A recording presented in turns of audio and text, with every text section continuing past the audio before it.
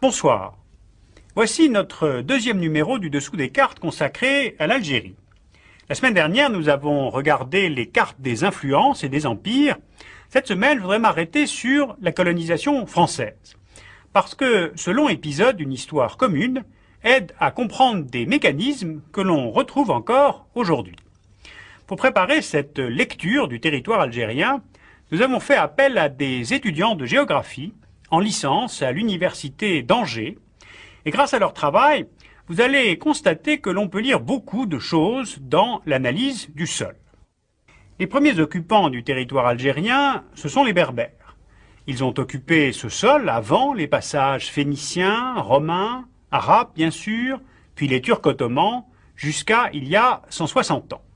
Puis arrivent les Français le 4 juillet 1830. On voit sur la carte le premier point de débarquement à Alger. Tout à l'heure, en fin d'émission, je vous raconterai les raisons diplomatiques de ce mouvement militaire. Entre 1830 et 1835, la France occupe la côte sans difficulté.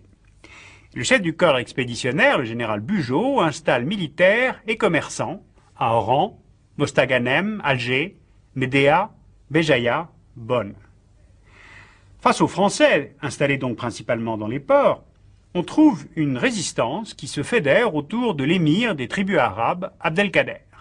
Il gère environ les 2/3 de l'Algérie de l'époque, plus vers l'intérieur. On va donc avoir pendant plusieurs années deux États qui évoluent comme parallèlement.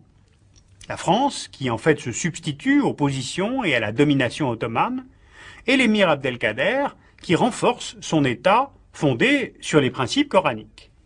Et les deux logiques vont finir par s'opposer. Celle de la France, qui ne rencontre pas sur le terrain de vraie opposition militaire, mais qui n'a pas non plus de vraies directives politiques depuis Paris. Et puis la logique de l'émir Abdelkader, qui lui a grandi dans une culture nationaliste, anti-ottomane, qui symbolise l'affirmation d'une nation algérienne, et qui donc se voit conduit, pour des mobiles qui sont à la fois et nationaux et religieux, à appeler les musulmans à la guerre sainte pour chasser les chrétiens du sol algérien. Entre les deux camps, ou plutôt entre les deux États, la guerre éclate en 1840 et va durer jusqu'en 1847, ce qui est long. Car en fait, la nette supériorité technique des militaires français est mise en échec par la mobilité, la connaissance du terrain des troupes d'Abdelkader. Celui-ci finalement est vaincu en 1847 et la progression territoriale de la France se poursuit alors, plus franchement, vers le sud. Donc l'Algérie est conquise, mais elle n'est pas soumise.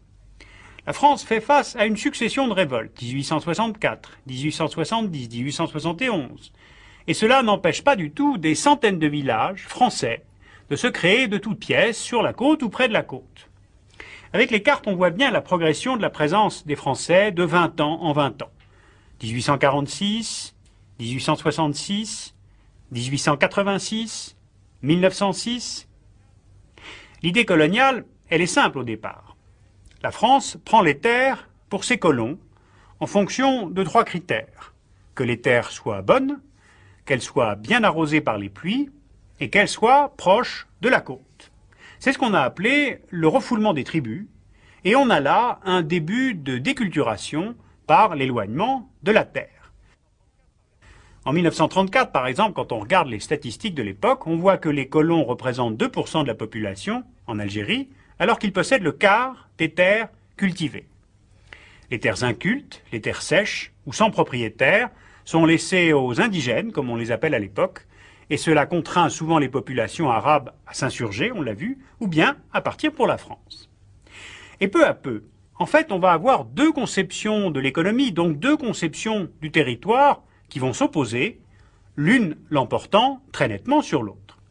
J'attire votre attention sur ce phénomène, car l'air de rien, c'est là où commence à s'écrire l'histoire des tensions, des conflits d'aujourd'hui. Car cette préemption des bonnes terres modifie l'organisation économique du pays et à terme modifie les mentalités à cause des schémas de développement que cela va induire. Les Algériens sont des paysans tournés vers la terre, qui pratiquent au XIXe siècle une agriculture traditionnelle, avec des cultures vivrières le long de la côte expédiés vers l'intérieur du pays. Puis dans les hautes plaines, ils pratiquent l'élevage du mouton et la culture du blé. Les liens culturels et commerciaux sont dirigés vers le désert. On voit là les oasis dattières, les points d'escale, des caravanes. Le nomadisme est commercialement et culturellement important, car les mouvements sont orientés vers le sud. Le pays est en relation avec le Sahara, c'est-à-dire avec l'Afrique. De l'autre côté, avec l'arrivée des colons français, se développe une agriculture de production le long de la côte, orientée vers les ports et destinée à l'exportation vers la France. Ce qui fait qu'au fil des décennies, et c'est là où je voulais en venir, l'espace algérien se tourne peu à peu vers le nord. Car peu à peu, tout va en effet se concentrer sur le littoral, les ports, les routes, les commerces, les richesses. Les colons, mais aussi les populations algériennes, se regroupent sur les côtes, et d'ailleurs c'est bien logique, puisque c'est là où l'activité économique est la plus dynamique. Voilà donc une question qui est liée à un aménagement du territoire non anticipé. Pour s'être ainsi tourné vers le nord et la mer, on a une Algérie et des Algériens qui se coupent peu à peu de leur culture nomade, saharienne, africaine. À cette réorganisation économique correspond une réorganisation administrative et une volonté politique. On voit sur cette carte les 3 départements que la France découpe en Algérie. À partir de 1881, cette Algérie départementalisée est intégrée à la France. Tout est géré par la capitale, Paris. L'Algérie, c'est donc bien la France, et d'importants efforts d'infrastructure et de modernisation de la production sont d'ailleurs réalisés par la métropole. Les villes grandissent, Oran, Constantine, Alger. Les colons y sont de plus en plus nombreux, tout comme d'ailleurs la population algérienne. Les deux sociétés cohabitent sans toujours se rencontrer. Les indigènes, musulmans, face aux patrons, chrétiens, sont considérés comme des citoyens de second ordre. Sauf que la France n'oublie pas de faire appel à eux pour se battre à Verdun. La Première Guerre mondiale sacrifie 173 000 combattants nord-africains dans les tranchées. Mais la Deuxième Guerre mondiale leur montre que la France n'est peut-être pas invincible. Alors ce que j'ai essayé de camper brièvement ici, c'est que le schéma de développement qui a été mis en place va perdurer de décennie en décennie, qu'il a été repris par les Algériens après leur indépendance et a pu contribuer à une forme de déculturation, c'est-à-dire un peuple déplacé dans son propre pays, qui voit sa culture, ses traditions et sa religion tenues pour seconde, d'abord par les Français, puis par les élites algériennes du FLN. La semaine prochaine, je vous raconterai comment le pays s'est développé, puis crispé, entre 1950 et 1995.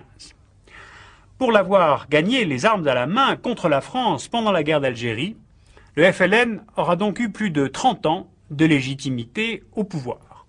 Le temps de cette légitimité est achevé aujourd'hui, mais personne entre-temps n'en a acquis de nouvelles.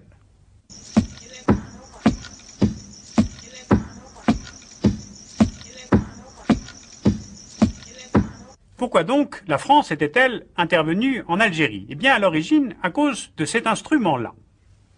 Voilà, ceci est un chasse-mouche avec un superbe manche en ivoire, et le point de départ de cette histoire, c'est une histoire d'argent. La France devait de l'argent à l'Algérie et faisait régulièrement la sourde oreille quand on lui demandait de rembourser. Une altercation orale entre le consul de France, Pierre Deval, et le dey d'Alger, le vieux Hussein, s'est terminée par un coup de chasse-mouche sur la face du consul français.